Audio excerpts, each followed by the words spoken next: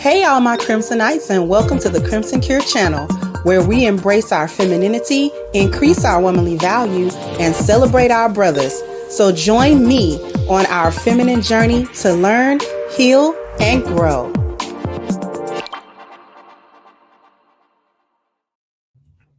Hey there, my Crimsonites, and welcome to the Crimson Cure channel. I'm your hostess, femininity coach and author, The Crimson Cure, and this is my perspective. So we got another video from this lady, Miss Natalie. Now, I don't always agree with Miss Natalie or what Miss Natalie has to say. And sometimes I do agree with her, but maybe not for the same reason. However, sometimes she does say she makes some interesting points and observations. And this is one of those times. So we're going to let Miss Natalie talk and then we're going to comment. Here we go. Black women are the most disrespected woman on the planet. I think black women are so looked down upon when it comes to men. For some reason, men just really don't feel black women are worthy of being treated like a real queen. They don't. I just feel that black men, to a certain degree, especially when it comes to quality men, they're embarrassed by the black woman. Yeah, I really believe that. And I believe all of this stems from the behavior that black women display, the mindset, the dysfunctional upbringing, the baggage, the multiple baby daddies. It's just a lot that I feel that men are just not willing to tolerate when it comes to the black woman. Okay? It's so sad because these men, they don't even see you guys worthy of taking you guys on just a lunch date. They don't even see you guys worthy of marriage. They don't even see you guys worthy of settling down with. You understand? They literally put you guys in situationships, impregnate you guys only to leave you, But they don't see you guys worthy of really, really settling down with, starting a family, being married to. They don't see that. They don't see that when it comes to the black woman, You guys have no idea how many times I've had to intervene and let men know what you see on social media is not a reflection of all black women. And yes, they agree. But to them, the ratchetness is on such full display, they are embarrassed by it. You understand? They're embarrassed. And as a result, the behavior that many of you all demonstrate has really come against you all. Because your men do not want to be a part of your lives. They don't want to settle down with you. They don't want to marry you. Okay? They don't think you're worthy. So what they do, they come into your life and tell you, hey, I don't want to be in a relationship, but we could be friends. All right? That's not how men are. But yet and still, they will leave you, find themselves a quality woman, and go marry her. You understand what I'm trying to say? It's not good what has happened to the black woman. Because your men do not see you guys worthy. They look down upon y'all. They're embarrassed of you all. I think black women are the most disrespected.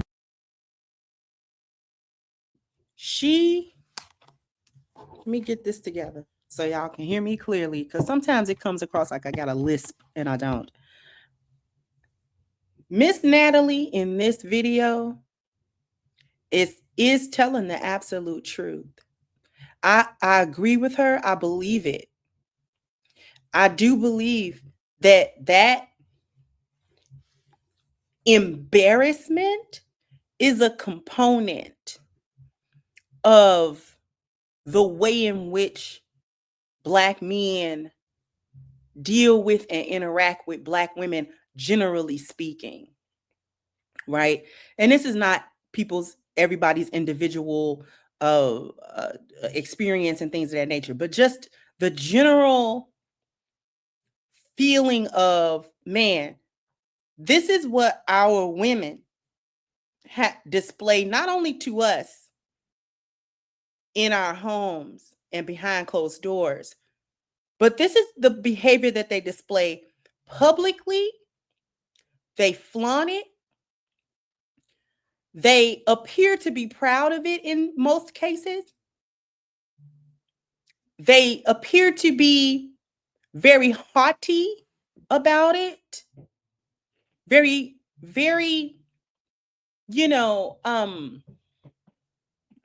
a word I'm looking for, but the women seem to be, I'm not even going to say proud of it. Not so much proud of it, but not obtuse about it. But y'all get what I mean. Just very defiant. That's probably one word. Just very defiant about it. Very, even if we know it's wrong, we're going to do it type of thing, right? There are a lot of Black women, and I'm talking specifically about the women that engage in foolishness publicly. Many of them know it's foolishness. They know that this looks bad. It is bad. It's not a good reflection or any of that. But they're very arrogant about it, very hard-headed, very heedless about it, so that they continue the behavior regardless of how many times they hear about how negative it makes them look, how bad it makes them look, how bad the perception is. And not only the perception, but as a result of a lot of this foolishness that Black women have liked to do for these past few generations, and it's getting worse and worse, the actual outcomes have been bad. Like the real life, real time, offline, not social media outcomes are bad. And when you talk about these outcomes, a lot of times women will fight you on it, especially the ones who are guilty, will fight you about it and say that, no, you can't take accountability from the behavior of the men and how, and maybe you can't. And because if for nothing else, from the standpoint of, as an individual, you are accountable and responsible for the situations that you be in and how you respond to them, right? So men have their own level of accountability for things. But that doesn't remove the women's responsibility and accountability for the collective foolishness. And she made a good point. It's women out here that do not do it. However, the ones who want the spotlight, the women who are the loudest, the women who are the most boisterous, the women who are the most attention seeking, the ones who are so bold, the boldest ones are the hyenas.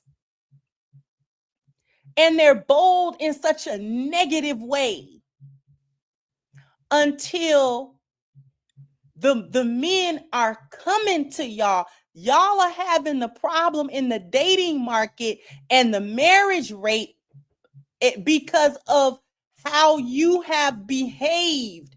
The men's guards are all the way up. So they're approaching you initially, just right off bat, as, like she said, just friends with bennies and situationships, and we're not going to be serious, we're not going to be committed, I'm not going to commit seriously any real amount of my time, resources, energy, emotions, because we're not safe with y'all.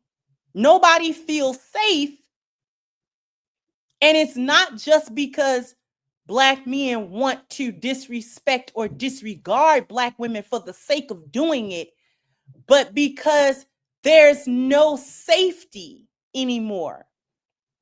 And I'm talking about emotional safety.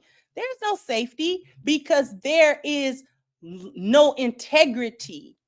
See, in order to have safety, you have to be a person that is trustworthy, that is loyal, that has integrity, that has good character. And so many of you lack those basic things that make a human being good, let alone a woman good or a woman good for wifehood. Y'all lack so many spiritual components that are there to make you better people.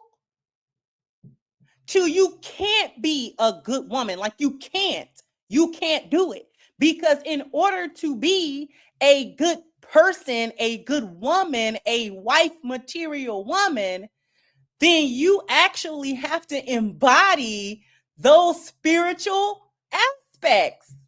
Good character is a spiritual thing. Having good character, that's spiritual. That happens inside of you. How you respond to anger. How do you respond to negative situations? How do you respond when things don't go your way? How do you respond, when things take a turn? What kind of resiliency do you have? Do you bounce back? Are you a quitter? Anything, a lot of y'all are quitters.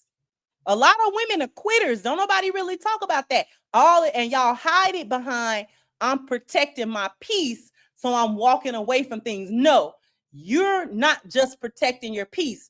That has become a shield, and that has become an excuse to not deal with anything that might challenge you in your life, let alone a relationship, because many of you have not even experienced a relationship before and you're in your 30s. So this is with anything in life. Y'all don't like no challenges. Y'all don't like no situation that make you think, that make you work harder, that makes you have to, figure it out, make you have to solve it, make you have to go through it. You constantly look for ways to either avoid it or go around it rather than go through it. Yet meeting challenges, and better yet, overcoming challenges, is actually the best way to build your character. And so because you don't like no challenges, because y'all quote unquote protecting y'all peace, it's crazy. It's insane, because you don't meet any of the challenges of life. So you don't have a sense of accomplishment, having overcome anything. Y'all talk about what y'all been through from a victim standpoint, from a standpoint of things happened to me and I experienced some type of trauma, so I quote unquote been through. But what have you overcome? Stuff has happened to you, but what have you overcome? Which challenge in life, which significant challenge in any aspect of your life were you met with, and through perseverance, through hard work, through prayer, through focus, or whatever other tool that you had in your arsenal, with any of that, did you overcome that thing? And you say, you know what? I beat that. Y'all will walk away from anything. You walk away from friendships. You walk away from parenthood. You walk away from relationships. You walk away from jobs. You walk away from everything that might possibly challenge any part of you. Talking about you protecting your peace.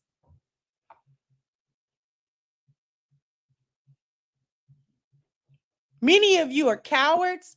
You don't understand anything. You don't have, because overcoming things gives you senses of accomplishment, and those things help you with your self-worth.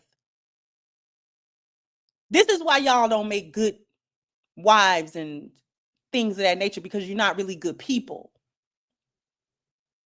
And when somebody says that to you, which I doubt people say that to you, but I'm saying it, you're not good people, y'all tend to think, oh, well, I'm not robbing and stealing and doing people dirty, but you don't have good character.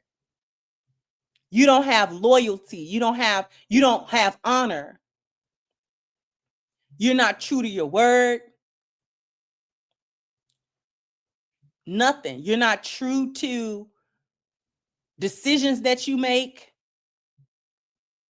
You're not accepting of various consequences and just, you know what? I'm going to take my lumps and that's what it's going to be. Like, you don't do that.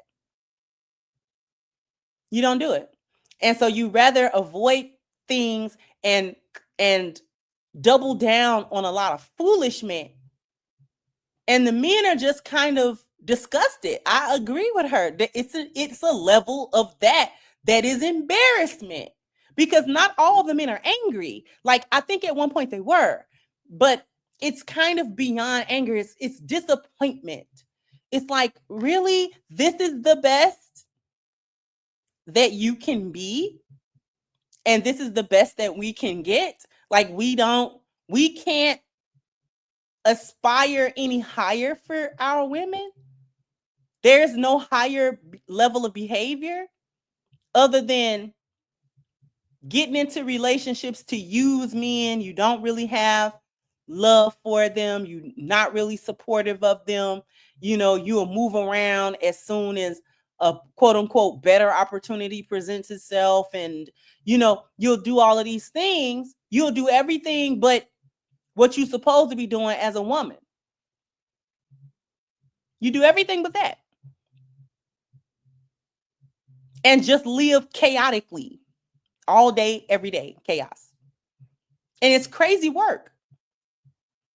I think I agree with Miss Natalie. It's just it's embarrassment and disappointment. Like, because she's right. They'll go somewhere and find a quality woman and buckle down and marry her. They'll marry her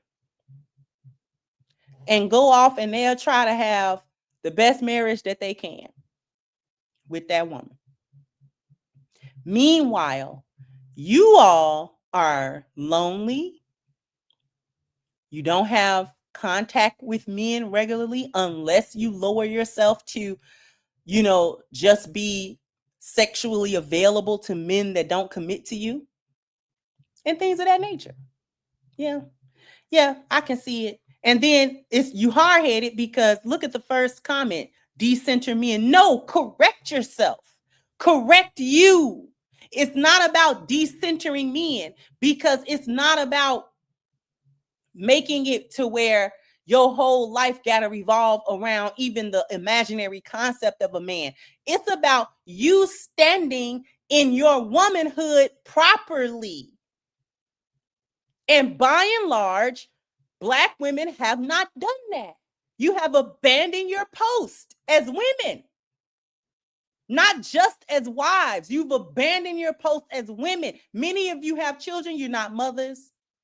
You give up on parenting. The children are with you, but Godspeed to the children. God help them, because they're with you. And while you may not be beating and abusing them, you have benign neglect for them. You resent them in many cases. You know what I'm saying? They just there. They just there. They just kids. They're just there.